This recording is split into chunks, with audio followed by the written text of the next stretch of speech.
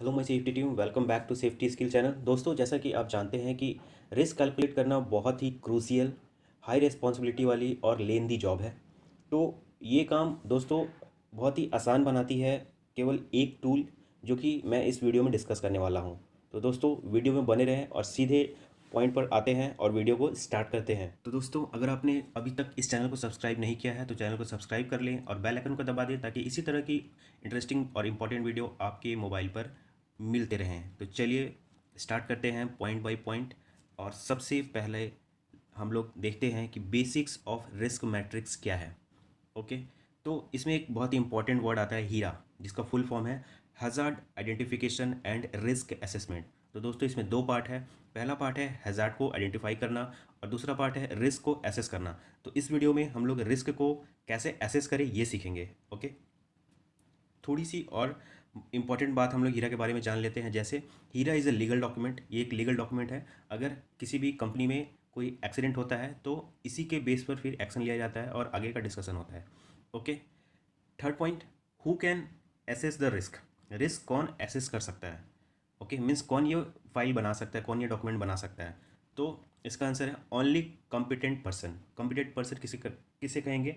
जो एजुकेटेड है और एक्सपीरियंस्ड है। ओके, वही कॉम्पिटेंट पर्सन कहलाएगा। Okay, next, validity. ऐसे तो दोस्तों हीरा का कोई वैलिडिटी नहीं होता है, बट आप इसे कंसिडर कर सकते हैं 2 to 3 ईयर्स तक, अगर कोई चेंजेस नहीं हुआ है आपके वर्क साइट पे तो। ओके, अगर चेंजेस हुआ है तो आपको हीरा फिर से अपडेट करना होता है। ओके, 2 से 3 साल तक आप इसे चला सकते हैं, उसके बाद अपडेट करना पड़ता है। ओके, इसका कोई स्टैंडर्ड नहीं होता है, मैं कोई स्टैंडर्ड नहीं बता रहा हूँ। ठीक है, next, what is 5x5 matrix. ये न्यू कॉन्सेप्ट है और अभी हम लोग इसी टूल के द्वारा रिस्क को कैलकुलेट करते हैं। तो 5x5 मैट्रिक्स क्या है? It is a tool to calculate the risk. Simple and solid line में, एक लाइन में आपको आंसर मिल गया। Next, before proceed further you should know the concept of risk and types. Okay, ये एक कॉन्सेप्ट आपको पहले जानना जरूरी है। और जो सेकंड टॉपिक है वो है टाइप्स ऑफ सेफगार्ड। ये भी आपको जानना बहुत ज़रूरी है इस वीडियो के पहले। अगर आपने इसका वीडियो नहीं देखा है तो इसका लिंक आपको डिस्क्रिप्शन बॉक्स में मिल जाएगा, वहाँ आप इसे देख सकते हैं। बहुत ही अच्छे से types of risk and risk को समझाया गया है। उसके बाद टाइप्स ऑफ सेफगार्ड को भी समझाया गया, जिसमें एक्टिव, एडमिन और पैसिव सेफगार्ड को अच्छी तरीके से बताया गया है। अगर आपने इस वीडियो को देख लिया है तो चलिए आगे बढ़ते हैं। एक लाइन में हम लोग रिस्क देख लेते हैं कि रिस्क है क्या। It is the combination of likelihood and severity या consequence of a specific hazard event occurring. Risk का जो फॉर्मूला होता है वो होता है L/C। ये याद रखिएगा, ये काम आएगा आगे। आगे बढ़ते हैं। चलिए कुछ एग्जाम्पल्स ले लेते हैं, कुछ काम का, कुछ मतलब वर्क का, जिससे हम लोग को ये समझ में आए कि रिस्क आखिर उस काम में कैसे कैलकुलेट करते हैं। ठीक है, तो मैंने यहाँ पे 4 डिफरेंट जॉब्स को यहाँ मैंने लिया है एज ए एग्जाम्पल, जिसको हम लोग आगे डिस्कस करेंगे कि इस जॉब में क्या क्या रिस्क है। चलिए हम लोग आगे बढ़ते हैं। If a worker brooming near office area, जिसको हम लोग हाउस कीपिंग जॉब कहेंगे। ठीक है, like this. Next, if a worker carrying a cement bag at construction site, जिसे हम लोग मैनुअल मटेरियल लिफ्टिंग कहेंगे, like this. Third, if a worker working at fabrication yard and doing welding job, like this. And the last, if a worker working at 6 meter of height, जो किसके अंदर आएगा? Work at height job के अंदर, जो कि ये है। ओके, तो ये 4 डिफरेंट एग्जाम्पल्स मैंने लिए हैं। ओके, तो चलिए आगे बढ़ते हैं और रिस्क मैट्रिक्स को देख लेते हैं कि ये क्या कॉन्सेप्ट है, ये क्या टूल्स है जिसके द्वारा हम लोग रिस्क को एसेस करते हैं।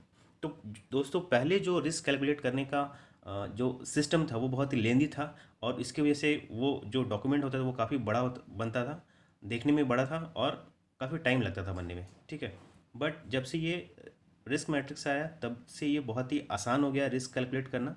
ठीक है, कोई भी आसानी से रिस्क कैलकुलेट कर सकता है, प्रेडिक्ट कर सकता है कि इसमें क्या इंजरी होने वाली है। ठीक है, क्योंकि इसका फॉर्मूला ही बहुत आसान है। तो चलिए हम लोग देख लेते हैं। इसमें आपको हॉरिजेंटल यानी एक्स एक्सिस पे कॉन्सिक्वेंस मिलेंगे और वाई एक्सिस पे लाइक्लीहुड मिलेंगे। ठीक है, ये हमेशा याद रखिएगा, ध्यान रखिएगा।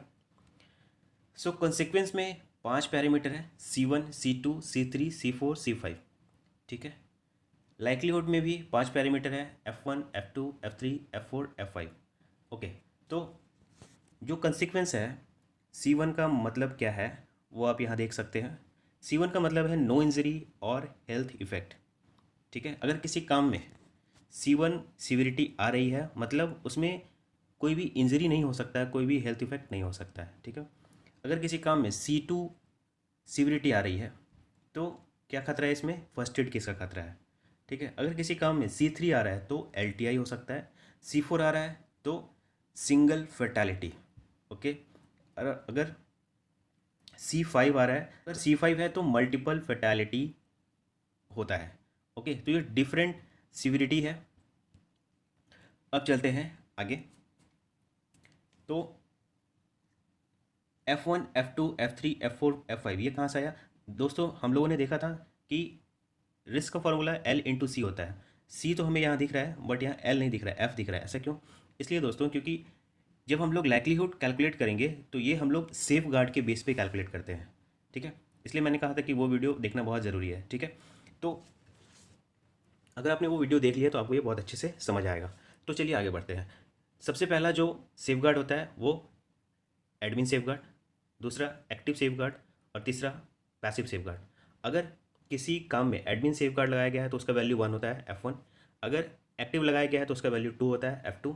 और अगर पैसिव लगाया गया है तो F3। ठीक है, इसी के अकॉर्डिंग मान लीजिए F4 और F5 कैसे आएगा? जैसे किसी, हम लोग F5 को एक एग्जांपल में ले लेते हैं। अगर किसी काम करने वाली जगह पर एक पैसिव सेफ गार्ड लगाया गया है जो कि F3 वैल्यू रखता है और एक एक्टिव सेफ गार्ड को लगाया गया है जो कि F2 वैल्यू रखता है, तो ये दोनों को जब हम लोग ऐड करेंगे तो क्या आ जाएगा? F5 आ जाएगा। ओके, तो ये हमें कैलकुलेट करना पड़ेगा, ये हमें जानना पड़ेगा कि उस साइड पे क्या क्या सेफ गार्ड ऑलरेडी अवेलेबल है।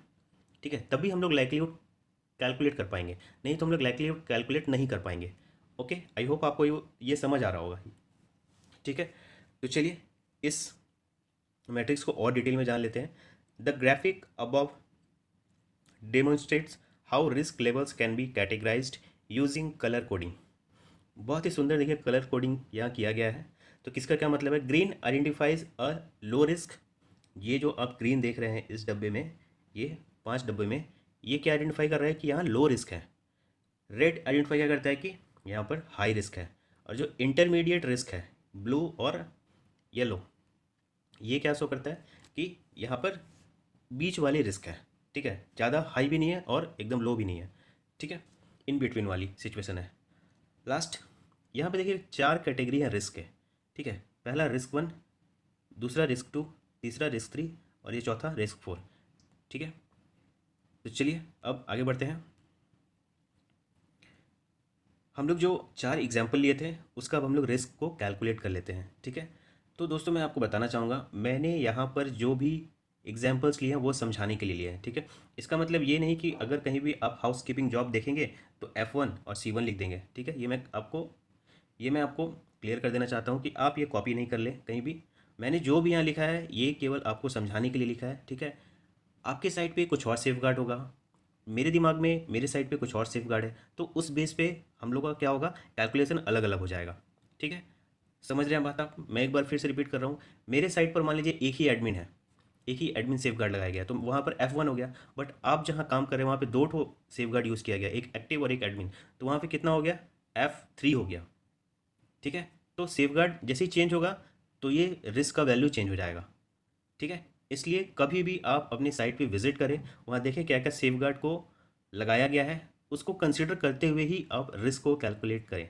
ठीक है, तो मैंने यहाँ जो भी एग्जांपल लिखा है आप इसे कॉपी ना करें, केवल समझने के लिए इसे देखें। ठीक है, so first, if a worker brooming near office area, अगर एक वर्कर ऑफिस के पास ब्रूमिंग कर रहा है, स्वीपिंग कर रहा है, ठीक है, तो इसमें क्या रिस्क हो सकता है?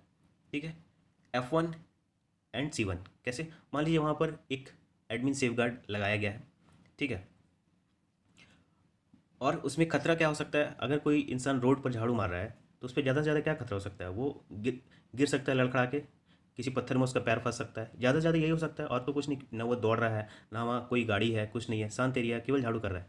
ठीक है, तो अगर वो गिरेगा तो क्या होगा? अब झाड़ के अपना आराम से फिर से काम को स्टार्ट कर सकता है, तो उसे कोई चोट नहीं लगेगी, फर्स्ट एड नहीं होगा, LTI नहीं होगा। ठीक है, इसलिए हाउसकीपिंग जॉब में कहा जाता है कोई रिस्क नहीं होता है, लो रिस्क जॉब होता है। ठीक है, second, if a worker carrying a cement bag at construction site, अगर कोई वर्कर, जैसे कि आपने देखा है कि सीमेंट बैग जो होता है अपनी पीठ पर वो कैरी करता है और एक जगह से दूसरी जगह तक ले जाता है, ठीक है। तो इसमें क्या लाइक्लीहुड हो सकता है, क्या कंसिक्वेंस हो सकता है? ये जो फॉर्मूला है दोस्तों, risk equal to L into C पर आपको बैठाना है, सिंपल सा फॉर्मूला है, ठीक है। तो मान लीजिए वहाँ पर एक एक्टिव सेफगार्ड लगाया गया है जिसको मैंने F2 लिया है, और यहाँ पर ज़्यादा से ज़्यादा क्या खतरा हो सकता है? फर्स्ट एड हो सकता है। अगर हम लोग अर्गोनॉमिक्स को इग्नोर करें तो यहाँ पर क्या हो सकता है? ज़्यादा से ज़्यादा फर्स्ट एड हो सकता है, ठीक है। तो इसलिए मैंने F2 और C2 लिया है, ठीक है। तो ये हो गया रिस्क। अब F3 और C3 ये वेल्डिंग के जॉब में और वर्क एट हाइट के जॉब में F5 C5 हाइट पर अगर कोई काम कर रहा है तो वो बंदा का रिस्क सबसे ज़्यादा है, ठीक है। F/C5, ठीक है।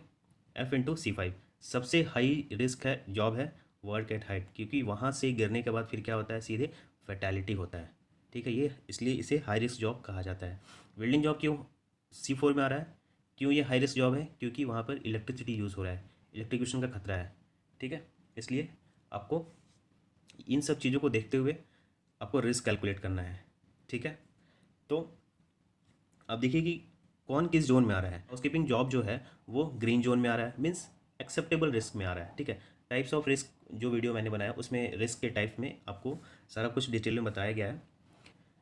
ब्लू कैटेगरी में जो आ रहा है वो इंटरमीडिएट रिस्क है, मतलब एक्सेप्टेबल है, टॉलरेबल है, चलेगा। येलो जो है वो अनएक्सेप्टेबल, मतलब इनटॉलरेबल रिस्क कैटेगरी में आता है। और जो रेड है उस कैटेगरी वो भी इनटॉलरेबल रिस्क है, और अगर रेड में कोई आ रहा है तो आपको तुरंत इस जॉब को जो है वो स्टॉप कर देना है, ठीक है। जॉब को एग्जीक्यूट नहीं करना है अगर आप ये रिस्क कैलकुलेट कर रहे हैं वहाँ पर, ठीक है। तो चलिए आगे बढ़ते हैं। Advantage of risk matrix. पहले हम लोग क्या करते, दूसरा टूल यूज़ करते जो कि बहुत लेंदी था। तो अब हम लोग जब हम लोग 5x5 मैट्रिक्स यूज़ करने लगे तो अब ये भी क्वेश्चन उठ लगा कि इसका एडवांटेज क्या है, क्यों हम लोग इसे यूज़ करें। सो इसका 4 एडवांटेज है। क्लैरिटी ऑफ थिंकिंग, क्या होता है कि इससे हम लोग ये सोच पाते हैं कि सिविरिटी ऑफ फोर्सिबल इंजरी, मतलब प्रेडिक्शन अच्छा लग पाता है कि इंजरी कितना हो सकता है, ठीक है। Next, consistency of approach.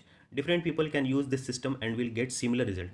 कोई भी इंसान इस टूल को यूज़ करेगा तो सिमिलर रिजल्ट मिलेगा। बट इसके पहले जो हम लोग यूज़ करते थे टूल, उसमें क्या होता था, जैसे लोग चेंज होते थे वैसे ही उसका जो वैल्यू है, रिजल्ट है, वो चेंज हो जाता था, ठीक है।